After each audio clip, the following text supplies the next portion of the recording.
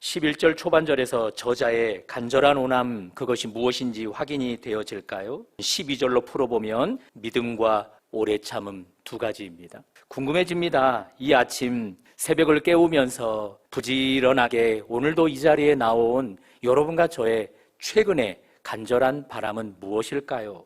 쭉 해오던 기도가 속히 응답됨, 직면한 문제가 속히 해결됨, 건강에 이슈가 있는 분들은 건강이 회복되어지는 것, 혹은 자녀가 이슈라면, 배우자가 이슈라면 그런 문제들이 속히 해결되어지는 것, 그것이 최근 우리의 간절한 원함이 아니겠습니까? 그러므로 우리는 이렇게 정리할 수 있겠습니다. 여러분과 저 각자 간절히 원하는 것이 다름으로 말입니다. 그도 그럴 것이 여러분과 제가 처한 환경과 상황이 다르기 때문에, 필요도 요청도 다를 것이기 때문에 각자 간절히 원하는 것이 다를 수 있다, 정의 내릴 수 있습니다. 그러나 꼭 기억해야 합니다. 하나님을 믿는 자들에게는 간절히 원하는 것이 다 동일해야 합니다. 저자에 의해서 촉구되어지는 두 단어, 믿음 그리고 오래 참음입니다. 먼저 믿음이란 예수 그리스도에 대한 믿음입니다. 그리고 오래 참음이란 예수 그리스도 그분에 대한 확고한 믿음에 의해서 오래 참는 것도 어렵지 않게 되어짐, 그것이죠. 하나 예를 들어볼까요? 저는 목회자이니 저의 간절한 원함이 교회 부흥이라 해봅시다. 여러분은 저와 다른 상황에 놓여 있으니 어떤 분은 건강의 문제가 해결되어지기를 간절히 원하고, 자녀의 문제가, 배우자의 문제가, 재정의 문제가 간절히 원함이라 해봅시다. 얼마든지 각자의 필요에 따라 간절히 원하는 바가 다를 수 있습니다. 처한 환경이 다르기 때문에 얼마든지 그럴 수 있습니다. 그럼에도 불구하고 성경은 말합니다. 그 간절하게 원하는 바가 제각각이어서는 안 된다고. 처한 상황이 다르기 때문에 각각 달라서는 안 된다고. 그럼에도 불구하고 그 간절히 원함과 바람은 오직 예수 그리스도 그분에 대한 믿음이어야 하며, 그분을 믿는 믿음 안에서 오래 참음이 되어야 한다고.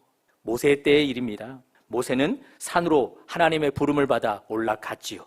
그러나 산 아래의 백성은 그 틈을 이용해 금송아지를 만들어 놓고서는 마치 그것이 하나님인 양 기뻐 뛰놀았습니다. 우리 하나님 그 모습을 보면서 크게 분노하셨습니다. 그들을 다 쓸어버리겠다 작정하셨습니다. 그때 모세가 하나님을 막아서며 예언합니다. 부디 백성을 불쌍히 여겨달라. 우리 하나님 모세의 예언을 들어주셨습니다. 그러나 하나님은 말씀하셨습니다. 내가 백성에게 내릴 진노는 철회하겠다. 다만 나는 더 이상 백성과는 함께 가지 않겠다. 약속의 땅까지 내 사자를 앞세워 내 백성을 들여보내기는 하겠지만 나는 더 이상 그들 사이에 동행하지 않겠다. 그때 모세가 한 번 더 만류합니다. 만일 하나님께서 우리와 함께 그 땅으로 가시지 않으려거든 차라리 하나님의 사자를 앞세우지도 마시고 우리를 그 땅으로 들여보내는 일도 하지 마십시오. 어떻습니까? 모세의 마가섬 가운데, 모세의 예언하는 가운데 모세의 간절히 원함이 무엇인지 드러나지 않습니까? 모세는 오직 하나님이 함께하는 것, 그것만이 중요했습니다. 당신의 백성 사이에 오직 하나님이 임재하는 것, 그것만이 중히 여겨졌습니다. 모세에게는 오직 하나님이 함께할 때만 약속의 땅도 의미 있게 여겨졌던 것입니다. 하나님이 함께 하실 때에만 그 땅에 정복 가능케 되어지기에, 하나님이 함께 하실 때에만 그 땅에 정착 가능해지기 때문에 그 땅에서의 정착 이후 열매와 결과물도 하나님이 함께 할 때만 가능해지고, 그 땅의 풍요와 그 땅의 안전과 그 땅의 미래까지도 하나님이 함께 할 때에만 그들의 것이 될 수 있었기 때문에 모세는 그토록 하나님이 함께함 그것만을 간절히 원했던 것입니다. 그러나 얼마든지 모세와는 다른 간절한 바람을 가진 자들이 있지 않았겠습니까? 나는 약속의 땅만 차지하면 돼, 하나님이 함께함 그것은 있어도 되고 없어도 돼 하면서 그저 땅에만 간절히 원하고 하나님에 대한 것 간절히 원함은 뒷전이 될 사람들 얼마든지 있었을 것입니다. 내게는 모셔야 될 부모님이 계셔, 부모님이 평안하게 그 땅에 안주하는 것만이 중요해. 하나님이 함께함은 그 뒤에 뒤따라도 돼. 내게는 어린 자녀들이 있어, 어린 자녀들의 안전만이 중요해. 하나님이 함께함은 그 뒤에 얼마든지 둬도 돼. 집만 허락되면 돼. 갈아먹을 땅만 허락되면 돼. 하나님이 함께함 내게 크게 중요치 않아. 얼마든지 모세와는 다른 간절한 원함을 가진 자들이 있었을 것입니다. 그렇게 되어졌을 땐 어떻게 될까요? 그 땅을 정복하는 자체가 불가능해지기에 모든 것이 다 물거품이 되어버립니다.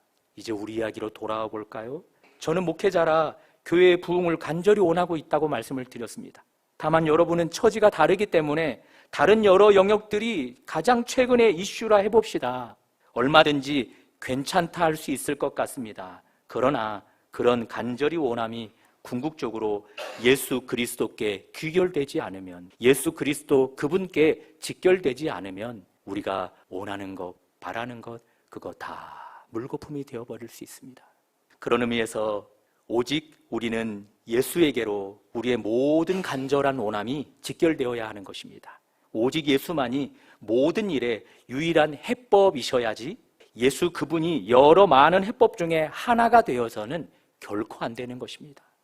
이제 오늘 요절을 볼까요? 11절 다음 부분입니다.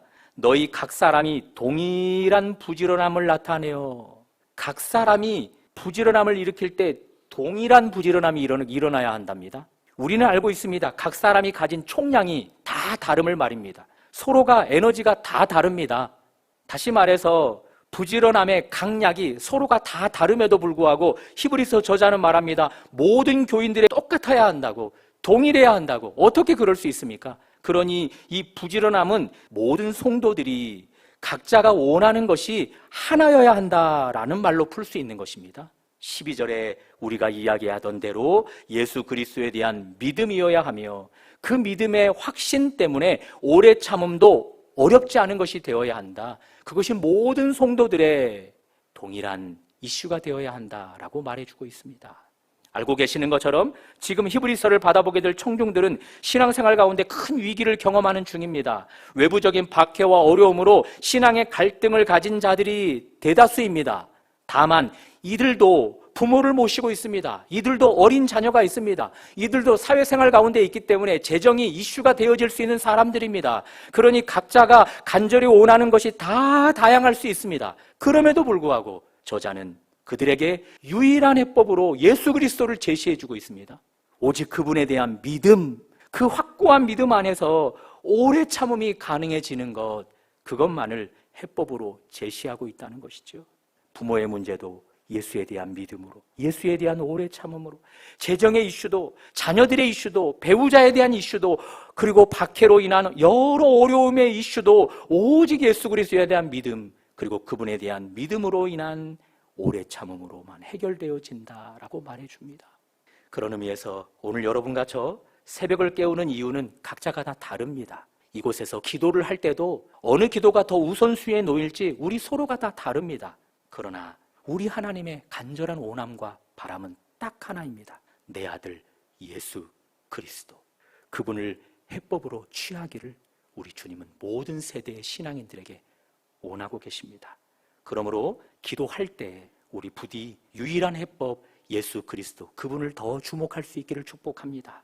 예수를 더 깊이 기도 가운데 붙들게 되기를 축복합니다. 문제보다 예수가 더 커 보이기를, 무엇보다 예수에 대한 믿음이 더 확고해지기를, 그 확고한 믿음 안에서 오래 참음도 감히 우리에게 즐거움의 영역이 되어지기를 축복합니다.